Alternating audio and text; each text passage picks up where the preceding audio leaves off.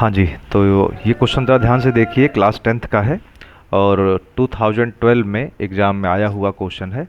क्या लिखा हुआ है कि 3 resistors are connected to a 6 volt battery. एक सर्किट में 6 वोल्ट की बैटरी आपको दिख रही है।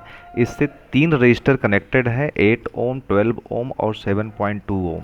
आप देखेंगे ध्यान से तो ये दोनों रजिस्टर आपको पैरेलल दिखाई पड़ रहे हैं और इनके अरेंजमेंट में 7.2 वाला सीरीज में है।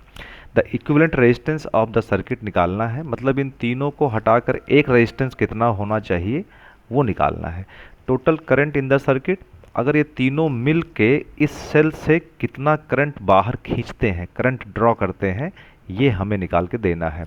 ठीक है, तीसरा क्वेश्चन है कि potential difference across the circuit, across the 7.2 ohm register. 7.2 ohm resistor के अक्रॉस मतलब इधर से इधर तक पहुंचने में, यहाँ से यहाँ तक पहुंचने में कितना पोटेंशियल ड्रॉप हो जाता है। ये हाई पोटेंशियल होगा, ये लो पोटेंशियल होगा, तो हाई पोटेंशियल से लो पोटेंशियल के बीच में कितना ये ड्रॉप हो जाएगा, कितना नीचे गिर जाएगा। मतलब इस क्वेश्चन को दूसरे तरीके से भी पूछा जा सकता था कि find the potential drop in 7.2 ohm register. 7.2 ohm के रजिस्टर में कितना पोटेंशियल ड्रॉप होगा, कितना पोटेंशियल नीचे गिर जाएगा, मतलब यहाँ का पोटेंशियल और यहाँ के पोटेंशियल में कितना नीचे गिर जाएगा। चलिए अब क्वेश्चन को सॉल्व करते हैं, क्या टाइम लगाना। क्वेश्चन बिल्कुल क्लियर हो चुका है आपको, ठीक है, तो बढ़ते हैं आगे। अब समझ में आता है कि इसका पहला काम तो हमें इसका इक्विवेलेंट रेजिस्टेंस निकालना है। और इक्विवेलेंट रेजिस्टेंस का जो फॉर्मूला हम सबको मालूम है कि अगर तीन रेजिस्टेंस सीरीज में लगे होते हैं तो आर इक्विवेलेंट का फॉर्मूला होता है R1 plus R2 and so on, ऐसे ही लगाते चले जाएंगे, आंसर आ जाएगा, दैट इज R3, है ना, एंड सो ऑन। और अगर यही रजिस्टर हमारे कहते हैं पैरेलल लगे होते हैं तो फॉर्मूला यूज किया जाता है 1/R is equal to 1/R1 plus 1/R2 plus 1/R3 and so on, है ना। इस टाइप का फॉर्मूला हम लोगों ने पढ़ के रखा हुआ है, ठीक है, इसी को यूज करेंगे और मज़े से यूज करेंगे, बिल्कुल सारे क्वेश्चंस के आपको आंसर मिलेंगे। फॉर्मूला सामने मिल चुका है, फॉर्मूले की टेंशन खत्म हो चुकी है। चलिए अब आप देखते हैं कि कौन कौन से रेजिस्टेंस हमारे सीरीज में है, कौन कौन से पैरेलल में है। तो इसको पहचानने का तो आपने पढ़ा ही है, लेकिन फिर भी बता दूं मैं। देखिए सेल से तो एक ही करंट निकलेगी, वो करंट इधर जा रही है, इसको हम मान लेते हैं आई। ये करंट यहाँ से यहाँ तक पहुँचेगी, आई ही रहेगी। इस सर्किट के अंदर 7.2 रजिस्टर के अंदर आई जाएगी, ये आई जाएगी और इससे बाहर जो निकलेगी वो करंट आई ही निकलेगी। बस यहाँ आने के बाद क्या हो रहा है, ये करंट आई और आई दो पार्ट में ये डिवाइड हो जा रहा है ना। डिवाइड हो रहा नहीं हो रहा दिख रहा है। एक को मान लेते हैं I1 और एक को मान लेते हैं I2। तो जैसे ही करंट डिवाइड होता है तो हम जान जाते हैं कि दो रजिस्टर पैरेलल है। इससे साबित हो गया कि ये 8 ओम का रजिस्टर और 12 ओम का रजिस्टर आपस में पैरेलल है। तो इन दोनों को हम पैरेलल वाले फॉर्मूले से सॉल्व करेंगे और देखते हैं कि इक्विवेलेंट रेजिस्टेंस हमारा कितना आता है। ये 8 ओम और 12 ओम का, इतनी बात मेरी समझ में आ चुकी होगी, बिल्कुल क्लियर हो गई होगी। चलिए देखा जाए ध्यान से। तो अभी हम लोग करने क्या वाले हैं, करने क्या जा रहे हैं कि हम 8 ओम और 12 ओम का इक्विवेलेंट रेजिस्टेंस निकाल के इनके बदले एक रेजिस्टेंस रखना चाह रहे हैं। तो रखेंगे फॉर्मूला हम लोग पैरेलल वाला, तो क्या हो जाएगा 1/R इक्वल टू 1/8 प्लस 1/12।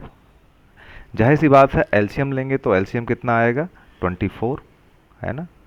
और 8 3 जा 24, 8 3 24 और 12 दूना 24, तो ये हो गया 1/R की वैल्यू आपके सामने है, दैट इज 5/24। तो R की वैल्यू क्या हो जाती है 24/5। 24/5। अच्छा ये कौन सा R है, ये पूरे सर्किट का रेजिस्टेंस नहीं है, ये केवल रेजिस्टेंस जो आपके पास ये छोटा सा 8 और 12 ओम का है, इनको हटा के आप ये कहना चाह रहे हैं कि हम इनको हटा के इन दोनों के बदले एक रेजिस्टेंस लगा सकते हैं जिसकी वैल्यू क्या होनी चाहिए, जिसकी वैल्यू होनी चाहिए 24/5 ओम, इतना लगा सकते हैं।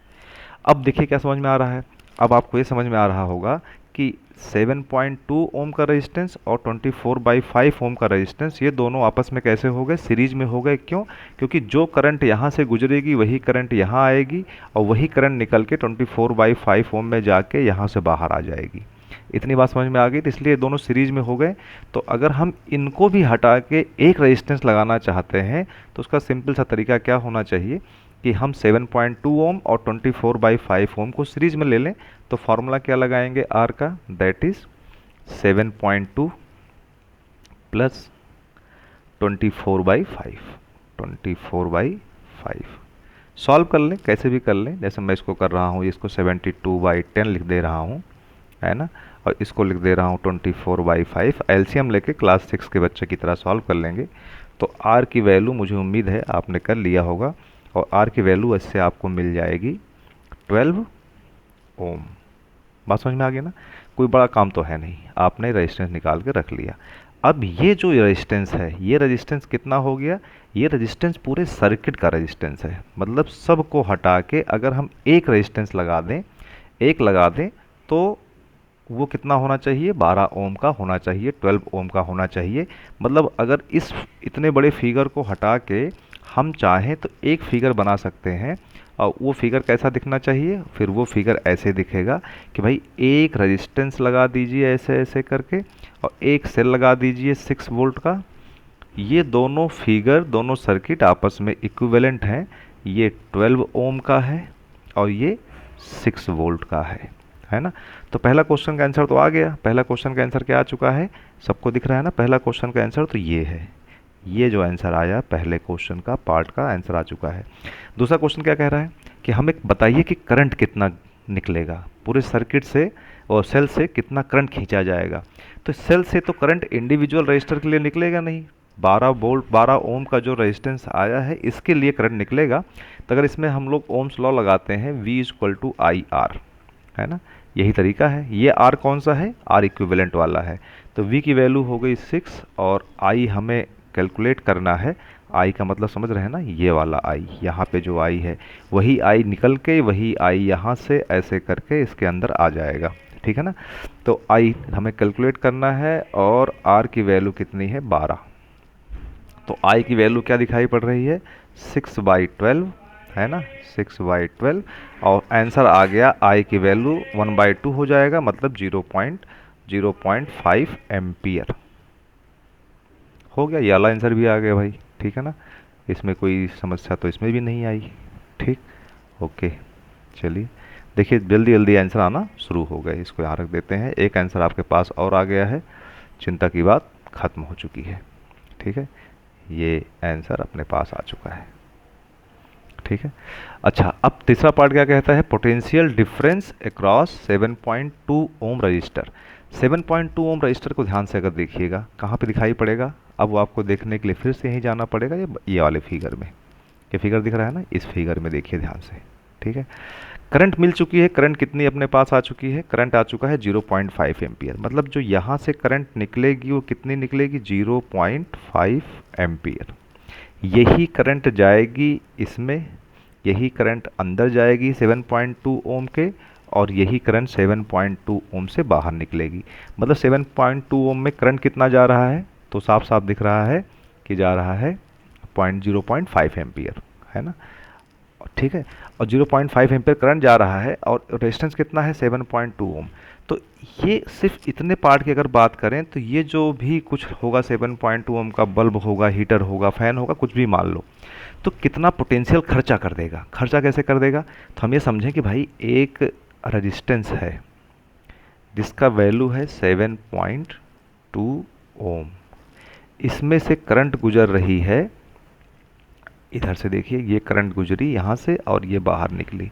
करंट मतलब करंट कभी कंज्यूम नहीं होती है, कंज्यूम क्या होता है, पोटेंशियल, है ना। तो ये करंट कितना है, 0.5 एम्पियर। ये हाई पोटेंशियल पे है, ये लो पोटेंशियल पे है। ये वाला एंड हाई पोटेंशियल पे होगा, ये वाला एंड लो पोटेंशियल पे होगा। कितना पोटेंशियल ड्रॉप हो चुका होगा, इनके बीच में कितना अंतर होगा, ये जो डिफरेंस है, ये V क्या है, दिस इज द डिफरेंस। ये पोटेंशियल डिफरेंस है, पोटेंशियल नहीं है। पोटेंशियल इस पॉइंट पे कोई पूछे कितना है, तो इस पॉइंट पे आप कहेंगे क्योंकि 6 वोल्ट का है, तो 6 वोल्ट का यहाँ पे 6 वोल्ट का होगा, और यहाँ पे अभी नहीं मालूम है कितना होगा, लेकिन इन दोनों के बीच का अंतर कितना होगा, यहाँ और यहाँ के बीच का, वो V होगा। इसको हम निकालने के लिए सिंपल सा काम करें कि इसमें हम चुपचाप लगा दें फिर से ओम्स लॉ। और जैसे ही आप ओम्स लॉ लगाओगे आपको वैल्यू मिल जाएगी कि इसने कितना पोटेंशियल ड्रॉप हुआ है। ठीक है, चलिए ओम्स लॉ लगा देते हैं। तो V is equal to I R. V हमें निकालना है, I की वैल्यू है 0.5 और R की वैल्यू निकाल चुके हैं 7.2, है ना। फिर से सॉल्व कर लें भाई। इसका मतलब क्या हो गया, 0.5 का मतलब 1/2 या 2 ही लिख लें, कोई दिक्कत, या 10 लिख लें तो भी कोई दिक्कत नहीं आएगी। 5/10 लिख लें, है ना। तो इसका मतलब हो गया 5/10 और इसका मतलब हो गया 72 डिवाइड बाई 10, है ना। ठीक है जी, तो इसको सॉल्व कर लेते हैं। तो ये 5 1 जा 5, 5 2 जा 10 और 2 को डिवाइड कर देंगे यहाँ पे तो ये हो जाएगा 36, 2 3 जा 6, 2 6 जा 12। 10 से डिवाइड कर देंगे तो V की वैल्यू क्या आ रही है, दैट इज़ 3.6 वोल्ट, है ना। That is 3.6 volt. ये आंसर भी आपके सामने आ चुका है। तो तीन के तीनों आंसर इस फिगर के आपको मिल चुके हैं। ये देखिए, इसको भी बॉक्स में मैं कर देता हूँ, है ना। ये भी मैं बॉक्स में कर देता हूँ, तो आपको ये तीन के तीनों आंसर अब मिल चुके हैं। ठीक है, ये ठीक। तो उम्मीद है कि ये प्रॉब्लम आपको समझ में आ गई होगी। और भी ऐसे बहुत सारे प्रॉब्लम्स आपके सामने आएंगे, मैं लेके आऊँगा। और आपके पास अगर कोई ऐसा क्वेश्चन हो तो आप ज़रूर कमेंट बॉक्स में भेजिएगा। और अगर ठीक लगा हो आपको ये वीडियो, ये कंटेंट, तो चैनल को सब्सक्राइब करिएगा और शेयर करिएगा अपने दोस्तों के साथ भी। Thank you so much.